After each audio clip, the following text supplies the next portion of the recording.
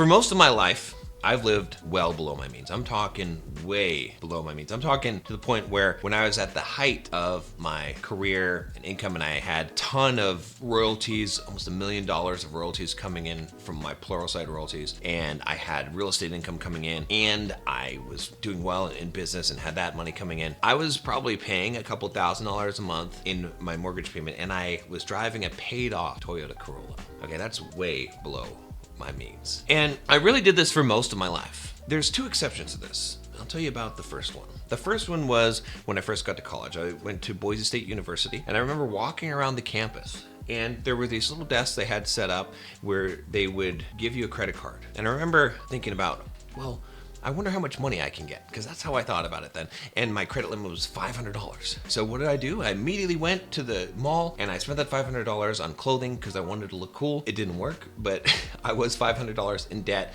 buying clothes that were super expensive from Dillard's or whatever it was. I think it was Dillard's at the time at the department store. Not a smart choice, but it taught me a lesson, because when I got that credit card bill and I realized that, first of all, if I made the minimum payment, it would take me forever to pay it off, and I didn't have enough money to not make the minimum payment, I realized what the trap of spending does to you. And from that point forward, I never again overextended myself, and I never lived above my means. Now, fast forward to today. 3 years ago, I bought this house that I'm living in now in San Diego. And this was the first time in over 20 years that I did not live well below my means. Now, it wasn't a huge stretch, but it was below my means, but a little bit uncomfortable.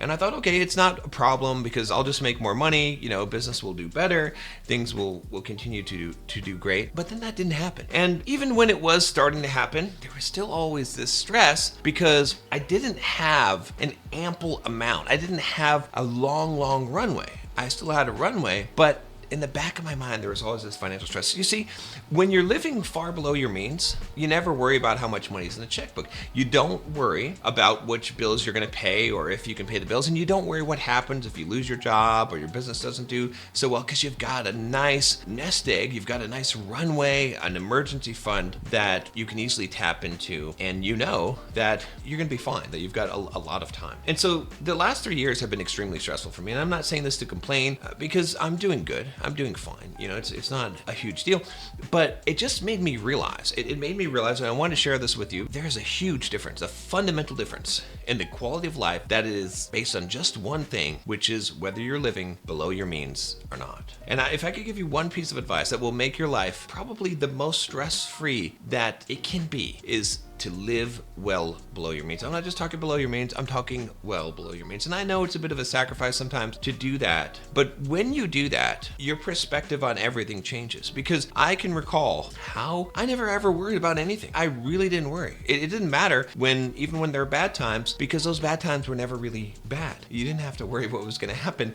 And when things were going good, you were just stacking cash. And you should always be stacking cash. But like I said, in the last 3 years, I haven't really been able to stack cash. And again, yeah, I know I'm doing well. Yeah, I've got passive income that comes in from real estate, and it's true, and it covers most of the expenses that I have, but it's still a fundamental difference. There's a fundamental difference of the feeling that you have when you don't have that absolute financial security, and anyone can have it. Anyone can have that feeling of that financial security if they just live well below their means. And yeah, maybe you got yourself in a situation where you're above your means or you're at your means right now, but my advice to you would be, over the next couple of years, downsize your life. Because, it's funny, because what actually got me thinking about this was I was watching Squid Games 2, and these people were making this choice. They're choosing whether they're going to stay and play the games, right? Blue button or the red button. And the blue button is they stay. They want to play and try to win more money. And the red button is, I want to get out of here. Because, see, the thing is with these games is that if you lose the game, you die. Okay? And a lot of people are getting killed. And so as you're watching this, you're like, why would someone gamble with their life? And then I realized we all make that choice. We work a job. We do things. We end up utilizing the best years and the most amount of time that we have in exchange for money. And I'm not saying that you don't need money to live. Of course you do. But do you need that much? And that's what it means to be living above your means. That's what it means to be living at your means. When you're living well below your means, you're not making that trade.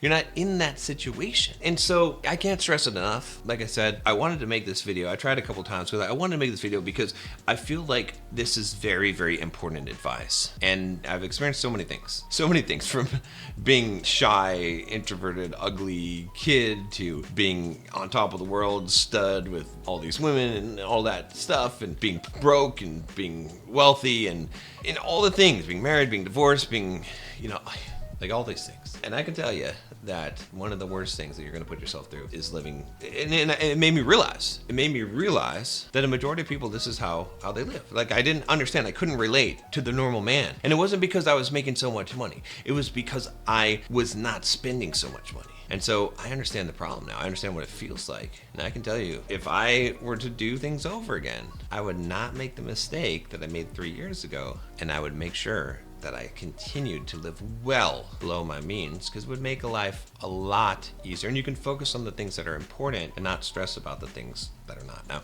if you want some help growing yourself and getting yourself out of a financial pickle, if you're in one, check out the Bulldog Mindset membership, link down below. I've got a ton of advice on there on how to build a business, how to invest in real estate, how to pay off your debts, and how to really turn your life around. If that's what you want to do, let's do it in 2025. I'll see you tomorrow.